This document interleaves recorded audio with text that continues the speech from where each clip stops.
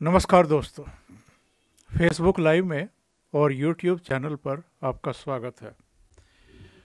जिसकी प्रतीक्षा की जा रही थी वो हो गया, यानी केंद्रीय कानून मंत्री किरण रिजिजू ने आज कल सुप्रीम कोर्ट के द्वारा केंद्र सरकार को दी गई चेतावनी का जवाब दे दिया। वो प्रयागराज में थे एक कार्यक्रम के सिलसिले में, और वहाँ जो उन्होंने बयान दिया है उस पर ज़रा गौर करने की ज़रूरत है। और इस बयान के बाद जो चैप्टर चला आ रहा है केंद्र सरकार और सुप्रीम कोर्ट के बीच, ऐसा लगता है कि ये क्लोज होने वाला नहीं है और ये अभी लंबा खींचेगा। और इसके लंबा खींचने की वजह भी है क्योंकि कॉलेजियम को लेकर के केंद्र सरकार का जो रुख रहा है उसको अब जन समर्थन मिल रहा है। लोगों की प्रतिक्रियाएं जो हैं वो बताती हैं कि वो भी, यानी देश भी, कॉलेजियम सिस्टम से नाखुश है। जो मनमानी कई बार देखने को मिलती है और जिस तरीके से सुप्रीम कोर्ट में भी वंशवाद चल रहा है, और जो चिंता केंद्रीय कानून मंत्री यानी केंद्र सरकार व्यक्त करती रही है कि हम चाहते हैं कि समावेशी तरीके से नियुक्तियां हों, भले ही वहाँ आरक्षण व्यवस्था नहीं है, परंतु हर वर्ग के जज सुप्रीम कोर्ट और हाई कोर्ट में दिखाई देने चाहिए, उनकी नियुक्तियां होनी चाहिए, जिसकी अनदेखी हो रही है कॉलेजियम के द्वारा। और केंद्र सरकार की तरफ से ये बात कई बार कही गई है कि महिलाओं का उचित प्रतिनिधित्व होना चाहिए। यहाँ तक कि जो पिछड़े वर्ग हैं, अति पिछड़े वर्ग हैं, दलित समुदाय से हैं, जनजाति, जिनको आप अति पिछड़ी जातियों में, या वनवासी, आदिवासी, उनका प्रतिनिधित्व बढ़ना चाहिए। लेकिन ऐसे नामों की सिफारिशें केंद्र सरकार से की जाती हैं जिनको बार बार फाइलों को वापस भेजा जाता है। कल ही पार्लियामेंट में एक जवाब दिया गया जिसमें यह बताया गया है कि 3 वर्ष में केंद्र सरकार ने कॉलेजियम के 18 प्रस्तावों को वापस भेजा है कि इन पर फिर से विचार करिए। ये जानकारी दी गई है पार्लियामेंट में कि न्यायाधीशों की नियुक्ति के कुल 64 प्रस्ताव सरकार के पास लंबित हैं और प्रक्रिया के विभिन्न चरणों में हैं।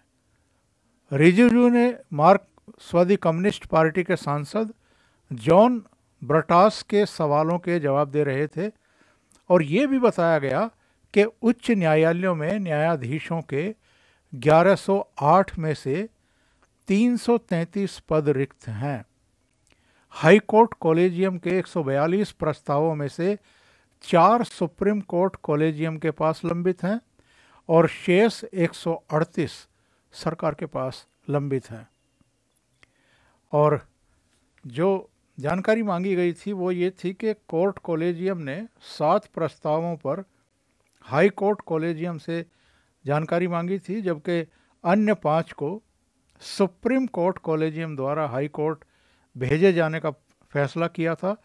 34 न्यायाधीशों की बेंच में 7 रिक्तियां थी और कॉलेजियम ने हाल में इन्हें भरने की सिफारिश की थी। कल जो घटना हुई थी, पहले ज़रा मैं ये बता दूं आपको, आप में से बहुत सारे लोगों को जानकारी होगी, लेकिन कल सुप्रीम कोर्ट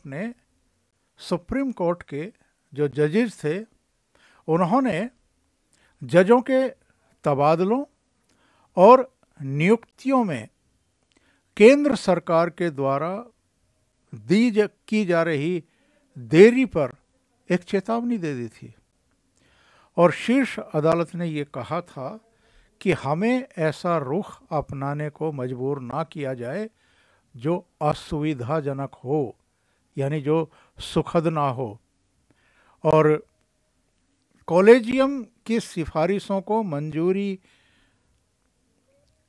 में जो देरी की जा रही है, इस पर प्रशासनिक और न्यायिक दोनों तरह की कार्रवाई हो सकती है और इसे सुखद नहीं कहा जा सकता। इस पर केंद्र सरकार ने ये कहा था कि अगले 5 दिनों में जिन 5 जजों को लेकर के ये सुनवाई चल रही थी कि उनकी नियुक्ति का आदेश जारी नहीं किया जा रहा है, ये शायद दिसंबर में 13 दिसंबर को कॉलेजियम ने सिफारिशें भेजी थी केंद्र सरकार को। तो जस्टिस संजय किशन कौल और जस्टिस अभय एस ओका की जो पीठ थी, उसने अटॉर्नी जनरल आर वेंकट रमणी से केंद्र के रवैये पर नाराजगी जाहिर की थी। और ये जो पीठ है, ये एडवोकेट्स एसोसिएशन बेंगलुरु की जो एक अवमानना याचिका थी, उस पर सुनवाई कर रही थी। पीठ ने क्या कहा था?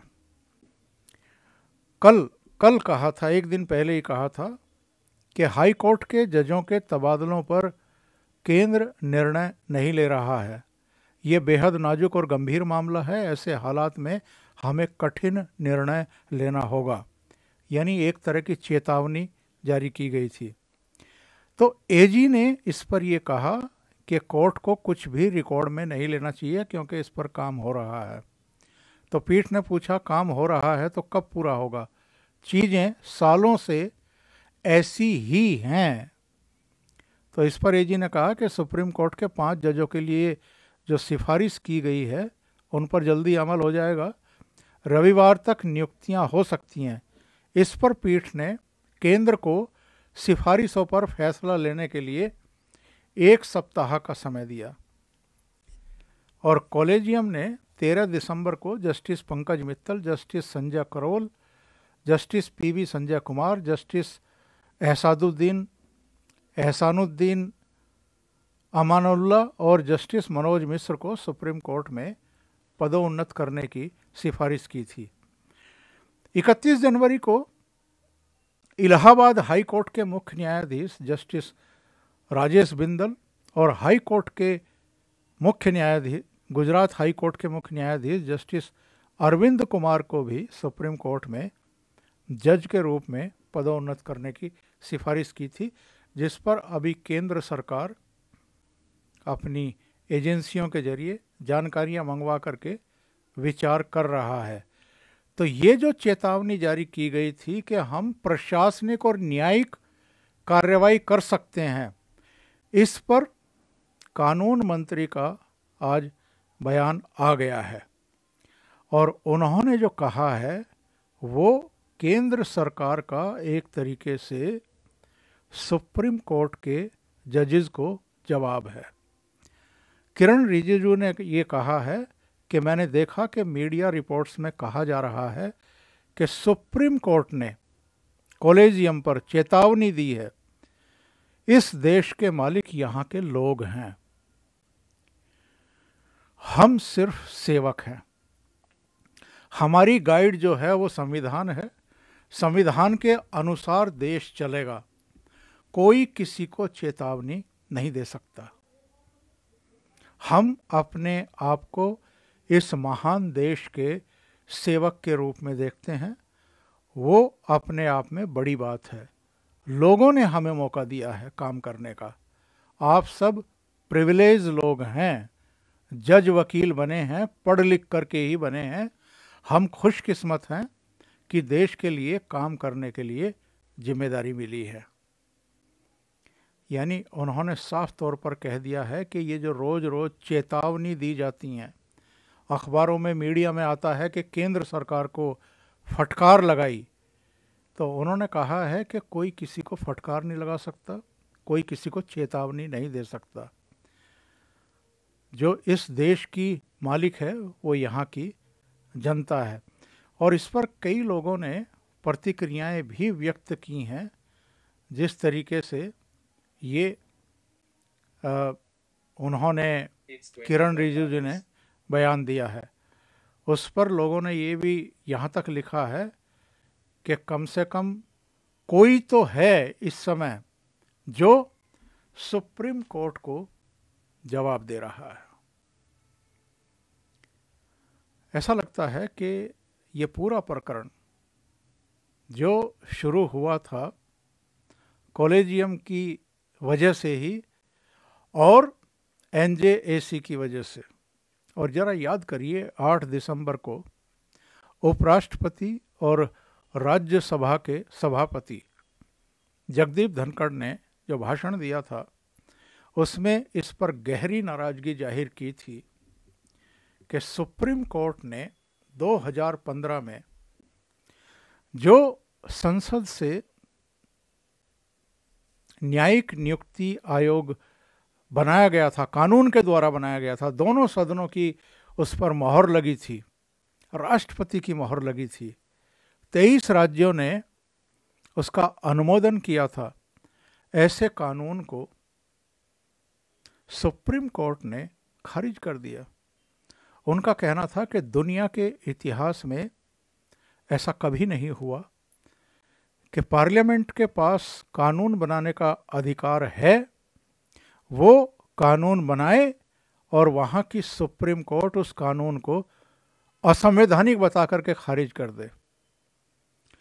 तो उपराष्ट्रपति ने इस पर गहरी नाराज़गी जाहिर की थी और ये पूछा था कि इस देश में लोकतंत्र है या नहीं है, और अगर लोकतंत्र है तो पार्लियामेंट की सर्वोच्चता होती है और पार्लियामेंट ही कानून में संशोधन कर सकता है, पार्लियामेंट ही नया कानून बना भी सकता है और वापस भी ले सकता है। किसी सुप्रीम कोर्ट को, किसी कोर्ट को ना कानून बनाने का अधिकार है, ना कानून को खारिज करने का, रद्द करने का अधिकार है।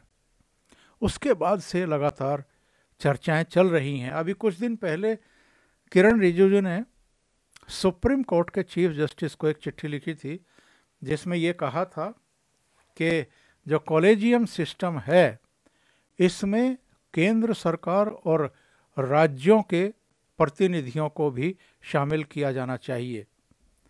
उन्होंने ये कहा था कि सुप्रीम कोर्ट के लिए जो कॉलेजियम बना है जस्टिस नियुक्त करने की सिफारिश देने के लिए, उसमें केंद्र सरकार के प्रतिनिधि होनी चाहिए, और जो हाई कोर्ट के लिए कॉलेजियम बना है उसमें राज्य सरकार के प्रतिनिधि शामिल किए जाने चाहिए। अभी तक भी उनकी चिट्ठी पर चीफ जस्टिस ने कोई पलट करके जवाब नहीं दिया है। तो सब लोग इसका इंतज़ार भी कर रहे हैं कि चीफ जस्टिस क्या जवाब देते हैं, यस और नो, या चुप ही रह जाते हैं। ये भी देखने वाली बात है, क्योंकि ये माना जा रहा है कि इसके बाद ही केंद्र सरकार इस मामले में फर्दर नेक्स्ट स्टेप लेने वाली है। अभी के लिए इतना ही। बहुत बहुत धन्यवाद। अगर आपको ये चैनल और फेसबुक पेज पसंद है तो आप इस फेसबुक पेज को फॉलो ज़रूर करें और चैनल को सब्सक्राइब करना ना भूलें, और अपनी राय से ज़रूर अवगत कराएं। वीडियो को लाइक करें और इस वीडियो को अगर आप पसंद करते हैं तो फॉरवर्ड भी करें। बहुत बहुत धन्यवाद। नमस्कार।